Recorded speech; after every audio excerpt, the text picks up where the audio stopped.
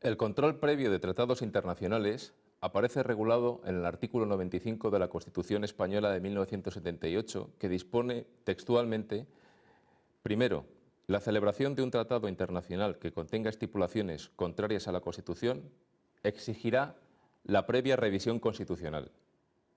Segundo, el Gobierno o cualquiera de las cámaras puede requerir al Tribunal Constitucional para que declare si existe o no esa contradicción.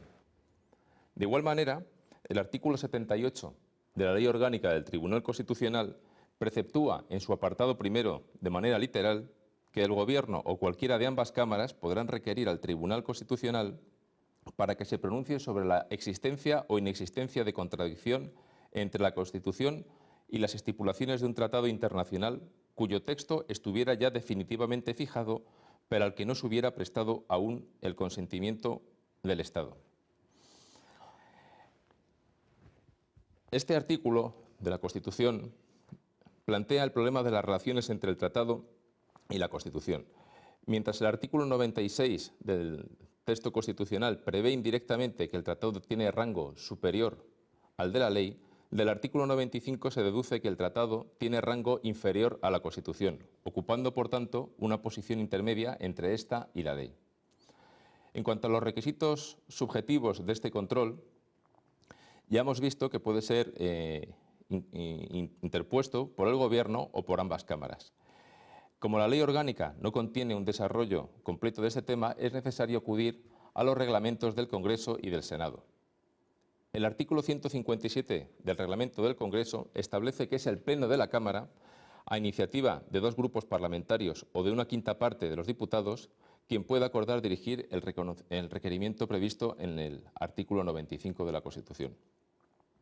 Por su parte, el artículo 147 del Reglamento del Senado exige también el acuerdo del Pleno, a iniciativa, en este caso, de un grupo parlamentario o de 25 senadores. El objeto del procedimiento es una propuesta o proyecto de tratado ya estipulado, es decir, ya negociado. El texto debe estar fijado, al que solo falta la prestación del consentimiento. No se permite, pues, someter al tribunal un texto en fase menos avanzada. El tribunal controla el tratado poniéndolo en relación con la Constitución, tanto en lo que se refiere a su procedimiento de celebración como a los aspectos materiales del mismo. La finalidad de este control previo no es otra que salvaguardar la preeminencia de la Constitución sobre el tratado. Se trata, en definitiva, de evitar la integración en el ordenamiento jurídico español de normas internacionales contrarias a la Constitución. La competencia de este control previo corresponde al Pleno del Tribunal Constitucional.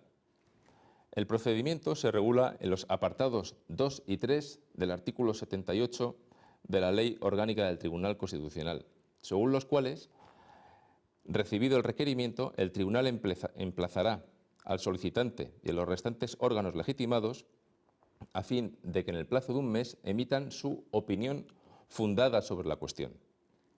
Dentro del mes siguiente al transcurso de este plazo, el Tribunal Constitucional emitirá su declaración que, de acuerdo con lo establecido en el artículo 95, tendrá carácter vinculante.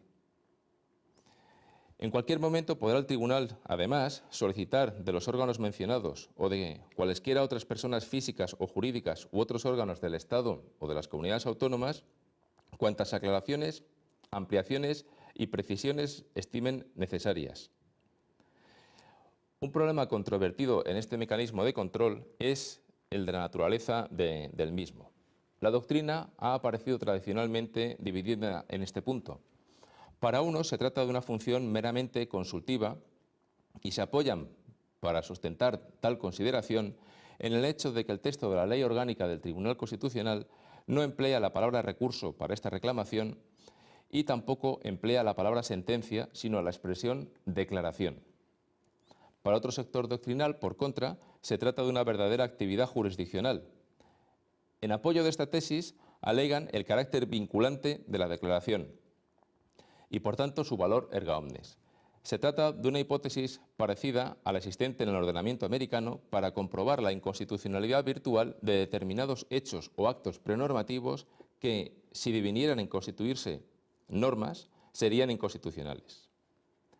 En nuestro sistema legal, en nuestro país, se han dado dos casos en los que se ha hecho uso de esta vía de control por parte del Tribunal Constitucional. En primer lugar, la Declaración 1 del año 1992 concluyó que España solo podía integrar el Tratado de Maastricht si previamente se reformaba el artículo 13.2 de la Constitución. En segundo lugar, la Declaración 1 del año 2004 dijo que no hacía falta modificar la Constitución española para incorporar el llamado Tratado Constitucional de la Unión Europea.